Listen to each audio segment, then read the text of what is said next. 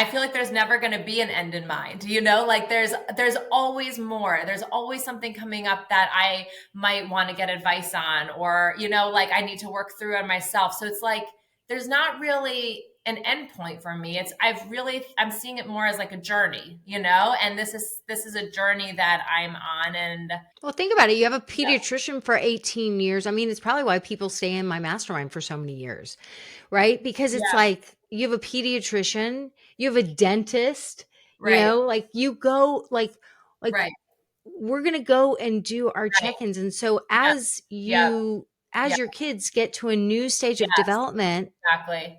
right? And even when you've done this before, even when Yep, it's your third kid, I mean, yep, I'm experiencing things with Corey yep, as a 17-year-old that I didn't experience with the other yeah. two, right?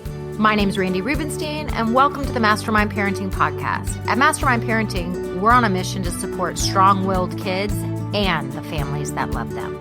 Welcome to this week's episode. I am here with Lauren, a mastermind mom who I've invited for a conversation about, I think our main topic, you never know with us, but our main topic is going to be about leadership and coaching.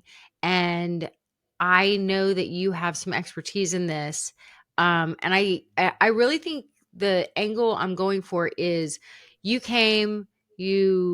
joined a parenting program because, like everyone who joins my program, you had a strong-willed kid, right?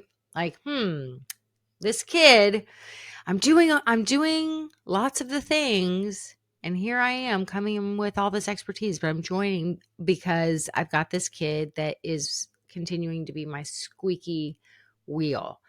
Um and I guess I'm just curious I want to learn more about your story um about because I know you have a lot of expertise, and I just want to hear, I don't know, I want us to have a conversation about leadership, because as a moms, like, we have to bring a lot of leadership to this equation. And like where you had professional expertise and where it wasn't necessarily translating all the time to the home front. Mhm. So yeah, so those are my thoughts.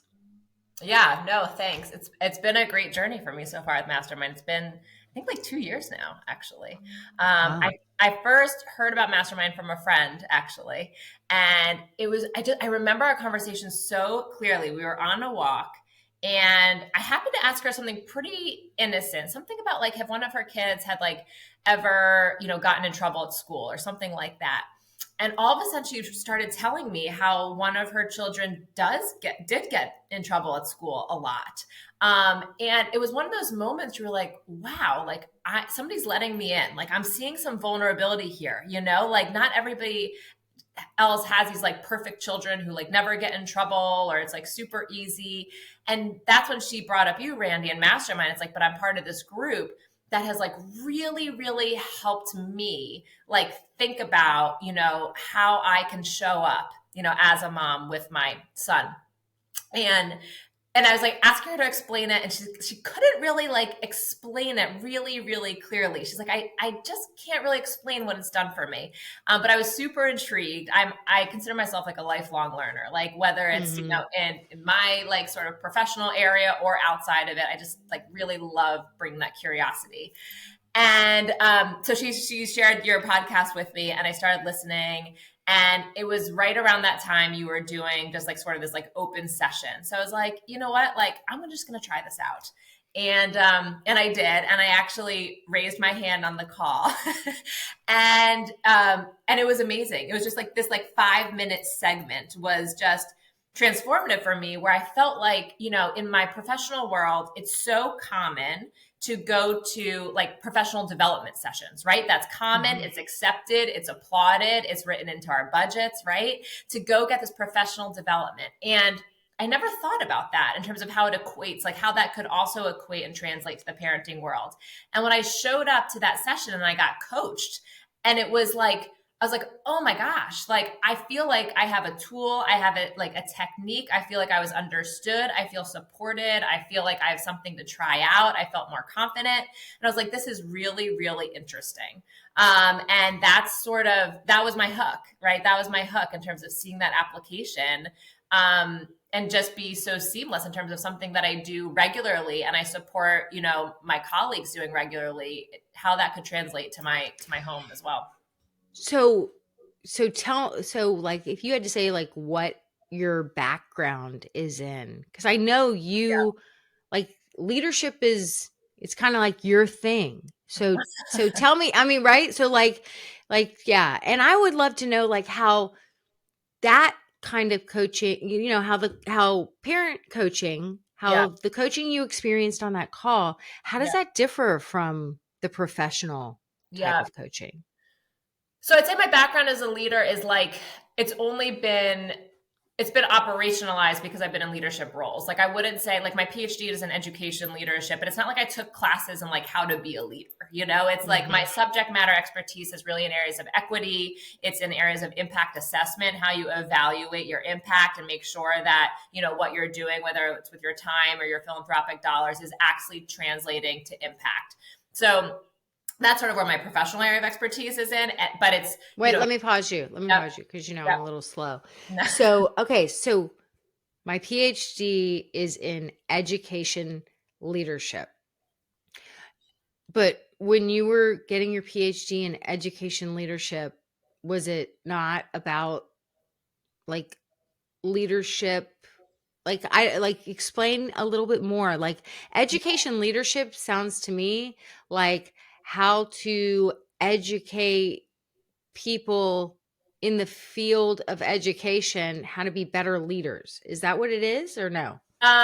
So it translates that when I was a professor, that's actually who I was teaching. Like I would teach students of education and actually future business students too, people who wanted to be leaders. But the subject that I was teaching them was along the lines of equity to help them be a better leader. So it's like, Mm. how do my biases, how do my stereotypes, how does my upbringing, how does my privilege I wasn't aware of, how's that affecting me as a leader in terms of who I am, rewarding in the classroom, maybe who I'm holding back in the classroom, how I'm showing up to be a teacher that is not unintentionally privileging certain students over others. How do I need to understand my own background, how my race has helped me, how my gender, how So it's really like self-awareness, like a lot about self-awareness, like but from an understand. yeah, from an equity lens and from like a systems level, like it's really understanding how our systems actually like will really promote certain, like if you're in a certain economic, socioeconomic level, or you're a certain race or a certain gender, how our systems privilege certain individuals over others. And so how do we need to show up as leaders to make sure we are not unintentionally privileging people because of our biases, because of our backgrounds? So it is awareness, but it's self-awareness, but also in the context of sort of how we were brought up. I don't know if you know Malcolm Gladwell's work at all. Yeah, yeah, Like yeah. outliers was one of the texts that I would always teach, right? Is Mhm. why was somebody that outlier? Like what needed to happen? What were all the things that needed to be in place, right? And so it was some awareness, but it's a lot of also just like understanding equity and how systems can either promote equity or actually like perpetuate inequity, and how we need to show up to make sure we're promoting equity. So you taught that. And so, okay, so education leadership is helping people be educated. Like we're just really going to dumb it down. Like if we're Yep. explaining it to a fifth grader, Yep. right? Because that's kind of where I am. So we're educating people to be better, like better leaders in the sense of equity matters because the whole whoever you're leading, the whole population Right. is, people come from different families, different backgrounds, and so it's not always apples to apples. So when you're in a position of leadership, it's like the old saying, read the room. And Yeah. in order to read the room, you need to know that, people have lots of different parts of them, right? Based on where they come from. And so Yep. we need to be mindful of that when we're in positions of leadership, because what makes sense to this person because they grew up in a certain Yep. socioeconomic background or culture or whatever might not make sense to this person over here And so we need to be aware of all of that. Am I getting that right or no? Yes. I'd say like what it also comes down to, and I really believe this about most leaders, whether, you are going into a classroom, whether you're going to a business setting, or really whether you're a parent, is we all have good intentions, right? I don't know anybody that signs up to be a teacher and is like, I want to screw over my students. I want to continue to privilege those who, are just really hardworking and hold back the others, right? Or same thing with going to a business, or same thing as being a parent, right? I really believe that people enter with really good intentions. What happens is sometimes we have these biases or these experiences or these triggers, right, based on our own personal experiences or based on the systems around us, that actually then can translate those good intentions to actually doing more harm than good. So how do we become self-aware of that, right? Where what we're doing is, and I think this is when you asked about how does this translate to parenting. That's where I find the coaching super interesting and super relevant to, to the other, my professional world too, is we might think we're doing the quote unquote right thing, right? By acting in a certain way or showing up in a certain way. And then you realize actually that was bringing shame to that person, right? Or actually, I was lowering my expectations of that person based on this bias I have about this label or about this color of their skin or whatever it is, right? And so it's like, how do you learn to check in with yourself? Okay, pause. I Yeah, just thought of something. yeah, So I'm thinking, like, how does this all translate to when we think about leadership at home? yeah, So it's like you have, like, every human is a four-leaf clover, right?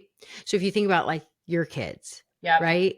Like the way the three are wired. yep, I mean, even with Lily, who's yep, so tiny, yeah, you can already see yep, her little temperament coming through, and yep, that there's differences, right? So so when we are the parents that we are, we can't be the exact same parent to each of our kids, right, because it's not just like a one size fits all approach. Like, right, right, right, you've got to take into account that this one's got some neurodiversity, and this right, right, one right, is a little more introverted, and this one is, um makes friends easily, but has a hard time, right, with impulse control, right, and right, right, right, has a hard time shifting gears, or whatever it right, is. right. So you have to take all of that into account, um, And as that's a leader. right. Well, and that's the difference between equality and equity. A lot of times people Mm, think equality is the way to go. We treat everybody equal. I'm in my classroom as a teacher. I'm a business leader. I need to treat everybody equal. I'm a parent. I treat each of my kids equal, right? And that doesn't take into, sometimes equality is the way to go, right? But sometimes you need to actually take into account individual differences, different learning styles, different ways of being in the world, different strengths, whatever. Like, you take those into account, and that's where equity comes in, right? that concept is so interesting, because I hear this all the time from people about things being fair, Yes. right, for their kids. Yes. Like, how can you do for one and not do Yes. for the other? I just coached Right. someone recently, Sean, on a call about Yeah. her kids' birthdays, Yes. right? Yes. Yes. And it was, I think so many parents think that they're going for equality. Correct. Everything needs to be equal. Right.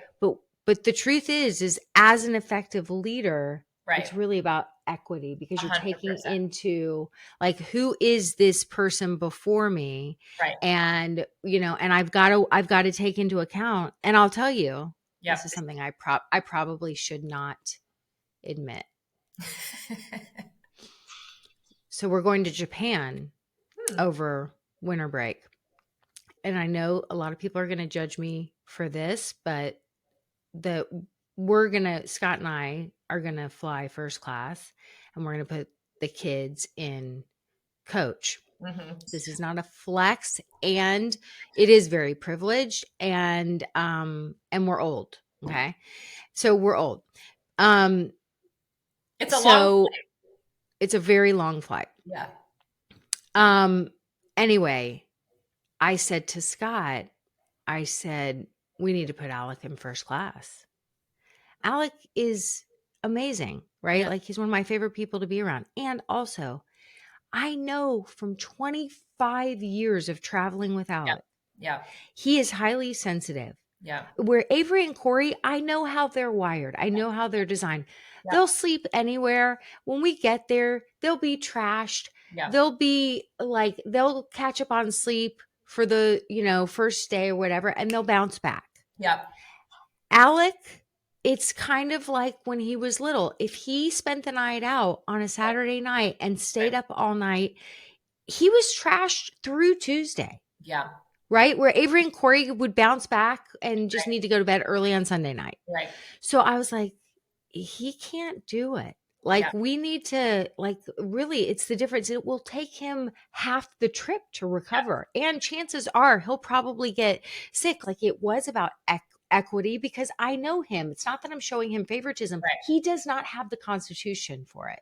Right. So by being equal in that case, you would have held him back, right? Like, Right. it would have been a disservice to be equal, right? In that example, where when you show up with equity, you're really positioning everyone for success, for the most, success that they can have. Sometimes that isn't being equal, right? And other times it's not. So I think that that distinction and awareness. Well, let me pause you. Let me pause you and ask you this question. Yeah. So Avery and Corey, I know that I've told one of them, I can't remember who, but even if they both find out, they're Yeah. not going to say, well, that's not fair.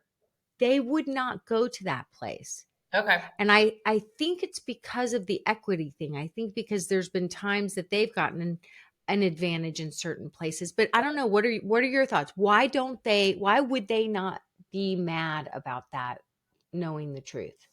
Well, I think your point is a good one. If they have felt that their differences have also been acknowledged in a way that has led to privilege for them and positioning them for success, then they're probably feeling confident and secure enough in their connection to you, right? And so putting one kid in first class isn't a sign of loving one kid more than another, right? Okay. Because they've already felt that. That's my hunch. I think that when people, worry, when even myself, when I worry about the fairness stuff, it's because there's a question about if one attachment or connection to somebody else is stronger than it is with me. And so it's favoritism, right? Which is not fair, right? And so I think that that's a fine line, but strong, trusting relationships can really help sort of like, they can just help remedy that, I think, because there's just so much trust there. And there's not a questioning of somebody's trying to hurt me or keep me down, because there's just enough trust. And I think that's something that's been really natural and easy for me to do in the professional world, right? It's been interesting to translate that, through Mastermind to my home and to my kids too, how you really build those deep, trusting, like sort of unconditional, loving relationships with each, so that at the foundation, people just know you're on their side, right? We're on the same team. At work, that's really easy. That's been much easier for me to do. And so that's really what I've been working with at home, is really like, how does everybody feel like we're on the same team and they know I'm on their team? So if something does go wrong or somebody else does get something and they don't get something, it's not that mom doesn't like me as much or something like that. So I think that's been really interesting for me to work through and try to translate at home too. These are really interesting concepts, especially when I get you to dumb them down for me. You're right. Like, equity is different than equality, right? And the equity truly in this scenario, and why the other two wouldn't be upset about Alec being in first class, is because the equity exists because all of them feel seen and connected. And there's no insecurity. I think that favoritism, it makes other people, I mean, I've been in positions of where it's like somebody else is the favorite. Maybe it's even with like in friendships. It's like Yeah. Yeah. when there's three of you and you're all friends, but you can tell that this one person likes your other friend more. Like they like each other more than either of them likes you. Yeah. Or if you ever were in a queen bee situation, and I remember Avery telling me in like seventh grade at all the bar mitzvah parties that there was this queen bee in her grade, and they had a whole friend group, and she was like, it's the weirdest thing. She chooses one person every party to Yeah. lock eyes with. So we're all dancing in a circle, Yeah. and she locks eyes with one person. And when it's you, Yeah. you have the best night of your life. Yeah. You feel like $1,000,000. But when it's not you, you feel like dirt. Yeah. Right? That's favoritism, Yeah. right? Yeah. So I think favoritism is not equitable, and it makes people feel insecure and less thanness, right? And it's on the person, that queen bee. I mean, that's a power play, right? Like Right. that, and that's, I think, where we see people show up who haven't done this work and maybe don't have secure attachments themselves, who need that power, right? So you see it Yeah. as the controlling parent, maybe in the way who's giving something or taking things from their kids, right? To feel that power. You see it in the business world, you see it in classrooms, right? And so I think it's on the part of both, right? And that's why, so my role in the leadership has been to work on the leader side, right? And like because that can really set the tone, right? Because like I remember you saying this the other day on a podcast, like we're preparing ourselves for these crazy moments that other people are having, right? And it's like it's the same thing in leadership too, right? Like it might be easy to be a leader when everybody is doing their job and working really hard and you're hitting all your goals, right? But how do you need to show up when somebody isn't meeting the expectation that you set? How do you need to tweak the system a little bit to make it work for the different individuals? What do you do when you have a team who's not super cohesive working together for whatever reasons, right? Like how do you show up in those moments and not make it about you, right? In a way that you're internalizing as you being a poor leader and you not being confident in your role. I guess a lot of like when you talk about impact, Yeah. when we think about ourselves as leaders of our family and wanting to have an impact, Right. right? Like we want to have an impact. I hear it all the time where people are like, I just don't want my kids one day to like come back to me and tell me all the ways I Right. screwed them up, right? Like all the decisions I'm making today, that it affected them or damaged them in some way. Like Yeah. that seems to be like a really huge fear for many parents. Yeah. Are you So smiling? yeah. No, tell me. Because I think about that too. It's funny whenever we talk about families, like and the role that parents can have and the power and impact they can have. I really don't think about my family as much in terms of that impact it's had on me. I think about me as the parent and like sort of how I'm screwing my kids up, Yeah. But I think that what I would ask is, and this is what I remember this happened at the beginning of Mastermind, and this is what I appreciate. And this is what I always ask when it comes to impact is, what's your ultimate goal? Like, what's your ultimate goal? Because we can all say impact and it means something different to everyone. It might even mean something different between you and your partner, right? Just like if you and your boss have a different understanding of what impact is, you're going to be working in different ways and achieving different things. And then there's going to be a tension. And so I think the question I would ask is, what is your ultimate goal? What are you ultimately hoping to achieve? And then you back into what needs to happen in order for that to play out, right? What are the equitable strategies, right? That's where equity comes in. If that's my ultimate goal, and what am I going to look for along the way? This is the measurement piece to know if it's going well, to know if I'm achieving that goal. What does success look like for that goal? So I can know how I'm doing and where I might tweak strategies. Okay, so now let me just break that concept down. Yep. My impact based on my goal was that I wanted to have a family like the Bravermans from Parenthood. I would ask you to be even more, like if we were doing this exercise like in a facilitation, I think I'd ask you to be even a little bit like, what about the Bravermans? So I would say this is the interesting thing. When you're looking at leadership and all of these big fancy words and terms in terms of professional Right. your professional life and your Yeah. professional development, right? Yeah. It's all very concrete because it's like, Q1, what are Right. your goals? Like there's all that, all the fancy words.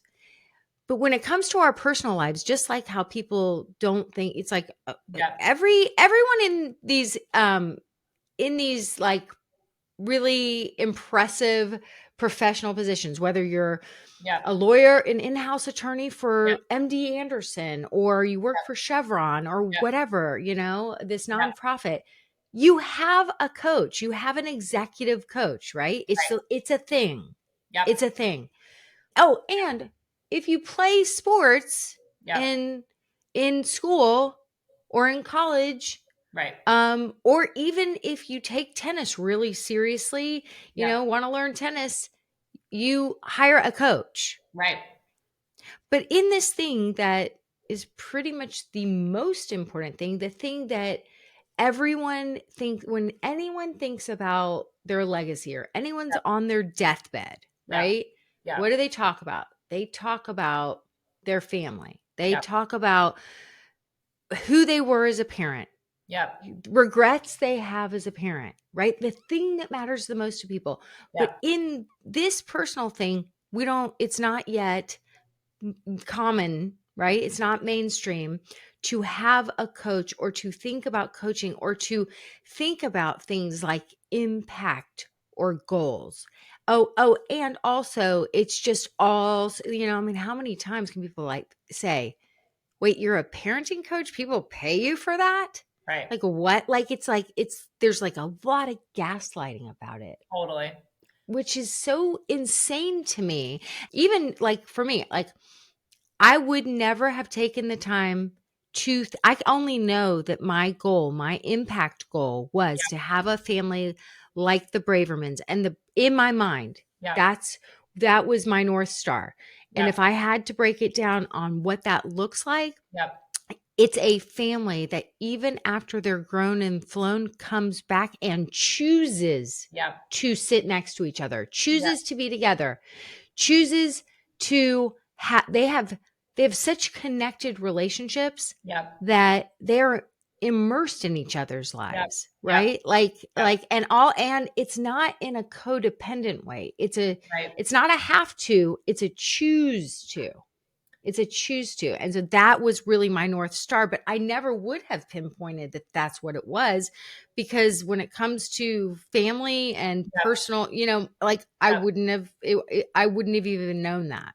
One of the most amazing leadership traits that I think is becoming more and more applauded in the business world is this idea of humility, right? Which is the ability to also admit that you don't know everything and that you can always improve, you can always get better from learning from others, right? Mm-hmm. I also think at least in my own life, I found it more acceptable to ask for help, right?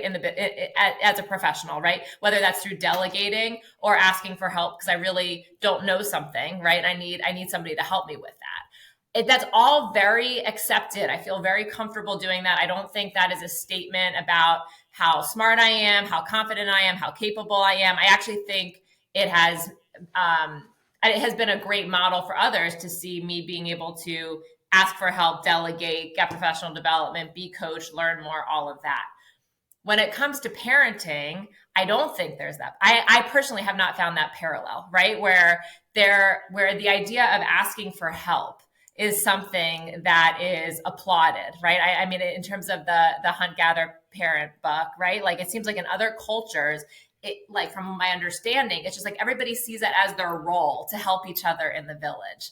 And my experience has been that asking for help isn't a sign of strength, but actually more of a sign of weakness. And the idea of saying, I don't know it all when it comes to being a parent. I have to be the one in charge, the one who knows everything and put on this, like I'm the parent, right? Like it doesn't lend itself to the idea of coaching. And so that's what I found to be the biggest sort of like difference between the two different worlds, even though I have found unbelievable application, right, on the personal side, even leading into the professional side. And so, my hope is that it can be, we can shape a culture to embrace, right, this idea of humility in the parenting world, and the idea that we don't know, we don't have all the answers all the time. We get stressed out and triggered a lot, right? We have anxiety about certain things, and there are people and places you can go to, right, to sort of like be able to ask these questions and get coached, just as you would when you have a team at work that's not functioning and you need to figure out, how to get that team to be functioning again. All of that made me think of, because I've been thinking a lot lately about, my conversations with Michaeline and Hunt Gather Parent, and that the nuclear family is a failed experiment, Hmm. right? Like, Yeah. we were always meant Yeah. to be in packs Yeah. and to have, little humans. It's like when she was in that one village, I think she was with the Inuits, and her and Rosie were having like a power struggle. They were Yeah. walking somewhere, and this mom runs out and is like, um, you need help. Yeah. And exactly what you said, Michaeline's like, no, I'm okay. Yeah. And she's like, no, no, no, wait, I always see the two of you always together. Yeah. Like, and then she pointed out to Michaeline, she was like, you need help. And Michaeline kind of, because of exactly what you just said, like proud, like, no, no, no, I'm good. I got it. Yeah. Right. And she's like, yeah, but like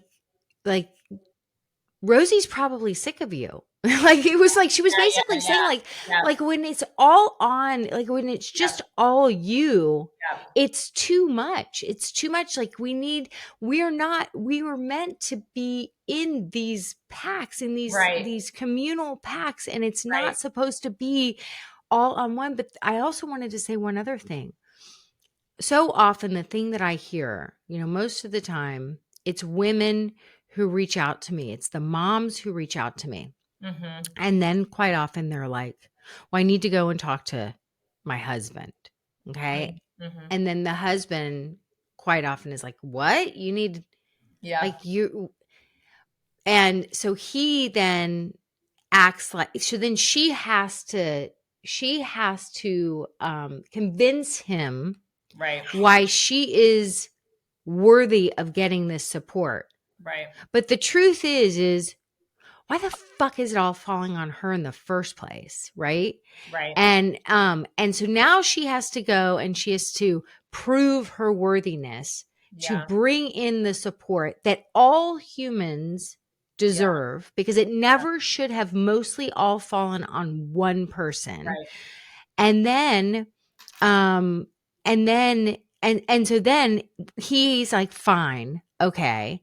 And then she has to try to get him to take part in it, which Mm-hmm. most often he's not going to take Mm-hmm. part in the same way that she takes part in. Mm-hmm. And so then, he is let off the hook. And so she's mostly doing most of the Mm-hmm. learning here. Mm-hmm. Um, but the other piece is that when I do have the rare guy who's Mm-hmm. like, yeah, no, no, no, this makes Mm-hmm. perfect sense. Mm-hmm. Yes, let's get coaching and we'll figure this out.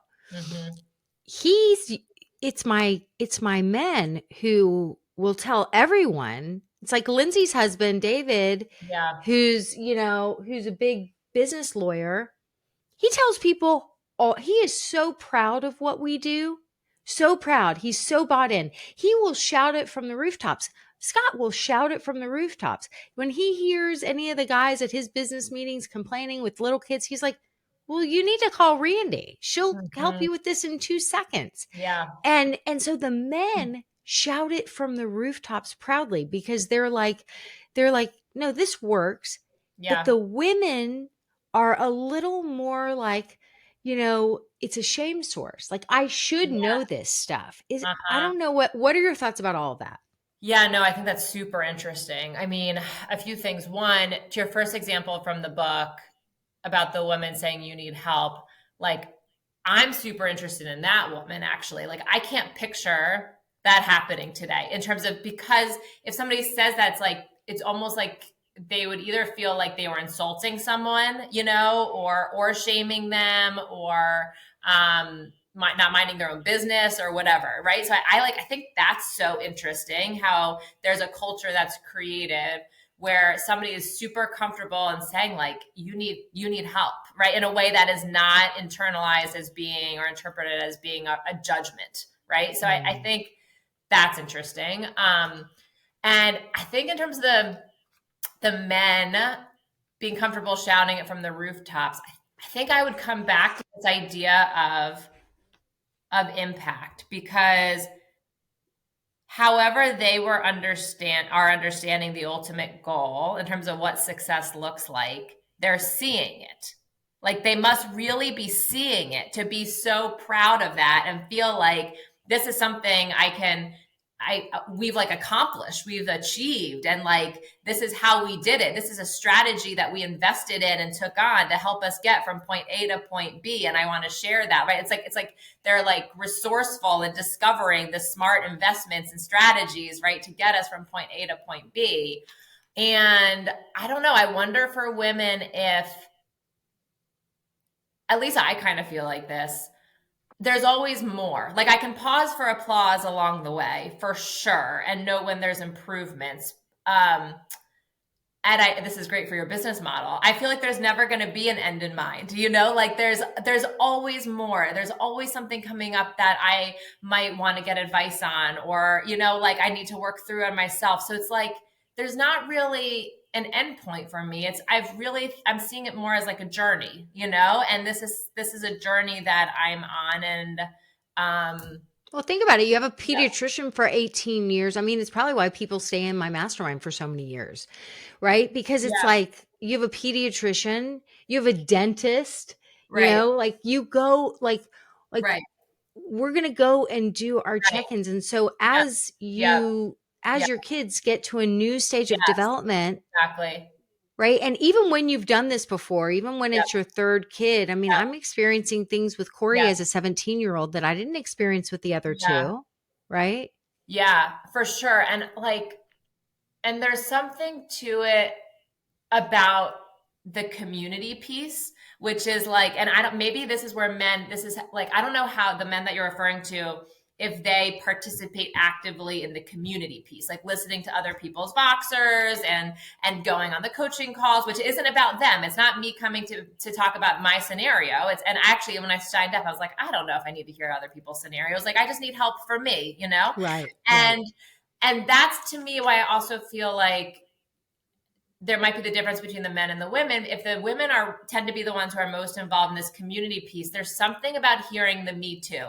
There's something about hearing the somebody else saying, I need help, right? Which is what we talked about in that example, is not what is sort of accepted or applauded here, but it is in mastermind, right? And so that piece to me, and that's to me what feels like my sacred place, right? And maybe and if women are the ones who are most present and invested there, maybe that's why there isn't the same shouting as the rooftops as the men. So they're seeing it more on maybe on the achievement end. Look what we've done. Look how we've gotten from point A to point B. That's interesting. Well, the two I gave were mine and Lizzie's husbands. So they're, I think, experiencing the pack being, I'm, the pack that I've created here. And for David, Lindsay's husband, it's the pack that they've created there. Yeah. So so I think they're shouting it from the rooftops because it's the hunt gather parent model of, we have our pack. Yes. And it's worked. I think for the women, it's something, our community piece is why it just it's like a sharing circle in that, it's like, I mean, I always talk about what Gloria Steinem said, it's like the power of women when we come together in community and we share our real stories. Like, I think that's the thing, there's so much BS. It's like when I talk about, the example I used about the queen bee at the, at the bar mitzvah parties, like as women, one of my masterminders on one of my threads yesterday was just talking about her daughter in 6th or 7th grade who just went to a new school and who just got this, got word, social media, whatever it was, that there was a she texted a girl and she's like, oh, I'm at so-and-so's birthday party last Saturday. And then the little girl said, yeah, everyone's here but you. And she said, what do you mean everyone? She said, literally everyone.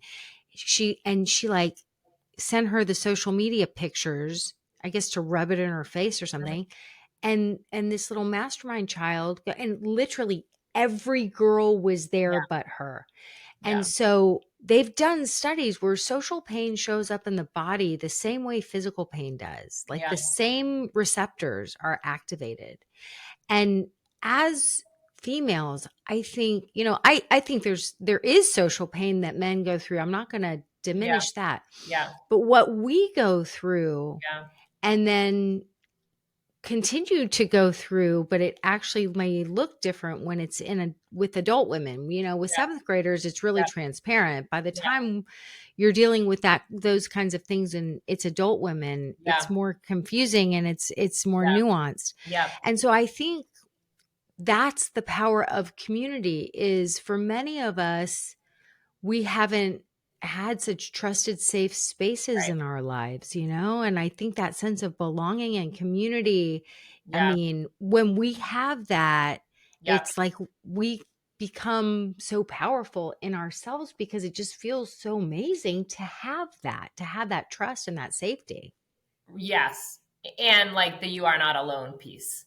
Mm-hmm. And I think that's to me where it's just in the business, in the professional setting, at least in the ones I've been in, like it just seems to happen more naturally, right? Like there's different affiliation groups. Maybe you're in an office together, whatever. It just seems to happen more naturally than it has on the parenting side for me in terms of finding and discovering that support Well, system. don't you think it's because, on the parenting side, when it's personal, to have the impact that you want to have, Yeah. the thing that gets in the way are the triggers, are, Yeah. and we're all gonna have things that fire us up that we don't even know why they're firing us up, right? But Yeah. that's a self-awareness piece, Right. because humans are gonna human, right? Like no matter what, Yeah. we are layered and messy and complicated, and we have protective emotional protective armor that we wear based Yeah. on, like, Yeah. Yeah. But you know what you're saying, Randy, that makes that like, even if this is happening in the professional setting where people are coming together, I actually believe what you just said. People aren't showing up humaning either. Like there's still a front that people on. Like you can work with somebody for 10 years and not know what's happening at home behind their closed doors, right? So in all worlds, I think we are hiding pieces of ourselves, yeah, I think in all worlds we're hiding pieces of ourselves. And I think that's, to me, like that's where Mastermind has come in, because I am showing parts of myself that I don't feel comfortable showing in either of these worlds for, whatever reasons, that we can analyze later probably. But I think because that's I what, think it's the human. It's because that's what we all have masks that we wear, and right. it's like the that no bad parts book, internal family systems therapy that I've been I don't I've been learning about it. I just signed up for Yeah. a course with Sean, who's I'm going to go more into it. But that's the whole point of that Yeah. type of therapy, is Right. there are no bad parts, because we wear these masks, or we developed this armor, and it served some purpose for us, Yeah, right? And it's exactly. But that this is full circle in terms of what we were talking about at the beginning of the conversation. Where have our systems actually rewarded us for having those masks on? When I That's right. show up super confident at work, right? And I have more of a presence, and I'm speaking in a very certain way, using very certain language, even the pace of my voice, right? that is rewarded because that is what we equate to like being confident, which means capable, right? Which is like, that's not always true, right? And so where have we shown up dressed in a certain way? And that has rewarded us in a way where if somebody didn't, they weren't rewarded, right? So it has to also start at the systems level, because if I keep being rewarded for showing up as my life is, one to be admired, right? And that's what I get rewarded from, then I don't have anything to gain by showing a vulnerability. I think what we're trying to do at work, and what I try to do as a leader at work, is reward when people show their vulnerability, right? Because that's how you get the real person to come to work. That's how you get them to do even better work, because they're not taking so much energy and strength to try to hold something up or pretend to be something that they're not, right? And that's when you can have the deepest connection. So we have to examine the systems and structures that are rewarding, right, these facades and these masks. And if we equate that to the family and the parenting front, yes, to reward the posts on social media of my kid is going to blah, blah, blah college, yes. and even liking it, which I'm guilty of, somebody's putting it out there. And even though I'm like kind of rolling my eyes about it, I still sometimes will like it, because I'm like, well, what if they're the kind of person that's like looking exactly who likes it, and by not liking it, then I'm making a statement, so I better just fuck it, I'll like it, right? Right. But even by liking it, I'm rewarding that structure that I actually don't even believe in, and right. Or as a parent, like if for some reason you reward, like if you punish your highly sensitive child, right? For certain things, like instead of see that as a superpower. I listened to this podcast the other day of this man who's a billionaire talking about his neurodiversity and his sensitivity as his superpower, not as like a challenge, right? But as a parent, when do we reward certain children over others because they are behaving in certain ways that the system has rewarded, right? That's right. And so I think that's also what's super interesting to look at. And maybe we can't change the school system right away, but if we change our family system, right? So we come back to that equity and not rewarding who is more mainstream or better in sports or whatever, then we'll just bring realness to our family too. And instead of the idea that there's only one way to be, that our family is going to reward you for. That's exactly right. I mean, it's like everyone gets to be the human 4-leaf clover that they are, truly. So that's why it's a journey, right? Because I'm still trying to believe that myself, about in terms of my kids, right? In terms of that they're not being just one way, or that you have to do certain things to be accepted. I think it's that idea of this really believing in the unconditional love, right? Well, I think this is the thing. We choose a field of study for a reason, right? And we get to be humans too. And just because we choose a field of study, and a place, I've experienced this too, where we are in our professional lives doesn't mean that we have to have it all figured out. Right. But I think systemically, it's like, well, you're a parenting coach and you still do it wrong sometimes.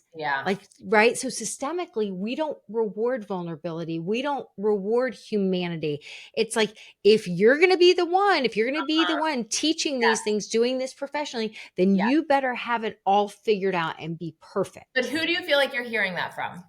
I did hear it from someone recently when I was sharing, because now I'm so far past that. I was at this terrible cocktail thing, and I was talking to this mom, and we were having, I hate small talk, and she was talking about something, and I was laughing at myself about, something that whatever. I was making fun of myself about something. And she's like, well, I would think you would need to figure this out based on what you do. She said something like that. I was like, oh, okay. My sense, sort of about you, or my hunch about your business model in terms of why I think it's going to continue growing, is because you don't act like you have it all figured out. That actually, to me, is more real. It's actually it normalizes it in a way that makes it feel very approachable and acceptable and not a holier than thou, which I think that's the issue in the parenting world. There's like all these books that tell you like how to do something. It's coming from like a holier than thou perspective, I feel like, are very, and so that's to me why this has been different too. Well, I think it's because it's authentic, because I'm Right. so like, I'm fascinated even by my own when all of a sudden when I get triggered by something or I Yeah. see an old pattern, like Yeah. last night on the way to my sister's birthday dinner, Yeah. I said to Scott, "Oh, I figured out why I've been so annoyed about this Yeah. thing." It didn't even have to do with him. I was like, I realized I found the puzzle piece. Right. It was from when my mom, when I was like 13, 14 years old, and my mom used to say to me, I would like be going to a friend's house or whatever. My mom would say, "Why don't you take your sister?" My sister is 6 years younger than me, like a Yeah. lot. Like she was Yeah. 7. Yeah. Yeah. And I was obsessed with my sister. Like I felt like when she was born, I was being given like a Yeah. real baby alive doll. And so now at 13 or 14, when I'm like going through a normal stage of adolescence, and my mom's like giving me a guilt trip. Because really, and I remember I was so like, Yeah. now I can't even enjoy my time with my friends as much. I wouldn't take my sister. I Yeah. wouldn't take, thank God I had that boundary, but I still felt guilty Yeah. about it. Yeah. So something recently has triggered me. And I was like, yeah. And what I realized is it was like, oh, really? It's not enough that I'm raising her all like, why don't you just be a mom? Like Yeah. she's your kid. Yeah. Yeah. Now you're trying to make me not go and enjoy my fun time with friends. And Right. so I was triggered by that recently. So identifying Yeah. that trigger, identifying that puzzle piece. Yeah. Um, and when I was talking about it with Scott, I was really curious and I was really interested. And it was so fun because I was like, I found the pattern because I've been bitching to him about this Yeah. thing Yeah. where I was going below the line over and over and over. Yeah. And so I think I'm fascinated by Right. us by being a human. Like Yeah. I do celebrate that where it's like anytime somebody's like, even I remember years ago, somebody was like, well, you are a parenting expert and you need to start referring to yourself as that. And I was like, I mean, that made me feel like that cringed me out Yeah. because I was like, I don't like this expert term. They were like, well, if you don't own your authority, right? It's like the systemic thing. If you don't own your authority, then who is going to invest in you? You have to own your authority. And it just made me feel like a total cringe lord to ever say expert. Because I Right. was like, I don't want to put that out there. And I don't believe that. And I am always going to be a work in progress. And I actually feel proud of that. So, Uh-huh. yeah, exactly that. How about feeling as women, especially, Right. worthy of being actual humans? So, when the system Right. is like, more on you, women, even though for thousands and thousands of years, all this whole pack of humans were raising the little humans, do it all yourself. Yeah. Like I feel like me being like, fuck that. I Yeah. don't have to have it all figured out. And I deserve support. And by baby number 3, I'm hiring a fucking doula. Yeah. To me, that is like us being like, yeah, no, I want support and I don't have to be perfect. And even if this is my field of, Yeah. even for you, like even though my field of my PhD Yeah. is in education leadership, Yeah. I'm still a student of leadership. Totally. And like saying and like shouting that from the rooftops and us being proud about that. And then, right. And then if we are privileged enough, I think, to be high enough in the system to be able to reward that when we see it in others too. Right. Like not just to model, not just to like lead in that way, but lead in that way so it models it for others. And then when they do show up in that way, rewarding them for that, right? Like, and I mean, it happens in, at work, but also I would say, so if somebody comes to me at work and tells me about something really hard going on in their family and they're really struggling, they need some time off or whatever it is, like, do you penalize them for it? That doesn't sound like you're serious about work because your family is doing this, right? Or do you show up in a way that's like, I really appreciate you letting me in there, right? And sharing. It must be really hard to be super present and focused at work when you're really focused on also taking care of your mom who's really sick right now, right? Like, and then how do you, again, bring equity to the system? It might not be fair that she doesn't have to stay at work till 5 o'clock, but she can finish up her work and after hours, right? But the same thing with our kids too, when they, tell us about something that, they did at school that maybe wasn't something that was really something we'd look favorably upon. How do you not I remember you doing one of my first things I got coached on was with my daughter, and she told me something that I can't remember what it was right now, but it really hurt my feelings. Oh, like she said, like I wasn't, my tone of voice wasn't the tone of voice that she needed to hear, something like that. And you looked at that and your response was, it's amazing she feels comfortable sharing this with you. Right? Like that's how you looked at it. Like, and you're like, that's what you want. You always want her to feel comfortable sharing things with you. And I was like, that's so interesting. So instead of me being like, don't tell me that hurts my feelings. And how could you say something like that? And blah, blah, blah, making her feel bad about being honest with me. Instead, I was able to look at it and be like, I'm so glad you told me that. Right. And while I don't mean to talk like that, and I work my hardest, it's clearly I need to work on some things, right? To keep her talking, right? Because that was the ultimate goal there, because then my ultimate impact is these really honest, open, relationships, with truth. And it's just, so again, the system has to reward that. If I had shut that down and shamed her and showed that I was like really upset and bothered and insulted by it, then she wouldn't do that anymore, because she wouldn't want to, hurt my feelings. Right. And so again, that's just a little micro example of in a family. I think that was a great example. That was a great example, because that kind of brought it all together and tied it up. Okay. I feel like we could talk about this. Like we could have a whole series on this. This is why I invited you on. Super enjoyable. Okay. Thank you. And, yeah, I know. I'm like, I feel like I don't even want to stop it here, but I have a doctor's appointment and you have a work meeting, so we have to go. All right. Thanks everyone for listening. Have a great week. Thanks for listening today, guys. I hope you picked up some tips, tools, maybe some baby steps for creating more balance and boundaries in your life. And I just wanted to let you know, if you want to continue moving the needle forward in creating this for yourself, having a happier household, I want you to go to my website and check out mastermindparenting.com. We have 3 beginning programs, and if you need some accountability and more support, then please look for the one that would be a good fit for you. And as always, we're on all the social channels under Mastermind Parenting. On Instagram, it's mastermind_parenting. And, periodically I do pop up on different Instagram lives, Facebook lives, where I give you teaching and coaching, and I love engaging with you live to help you help your strong-willed kids so that they can feel better, because when they feel better, they do better. And I love getting to know you guys. So thanks for listening. If you like this podcast, please don't forget to subscribe, rate, and review. Super, super appreciative.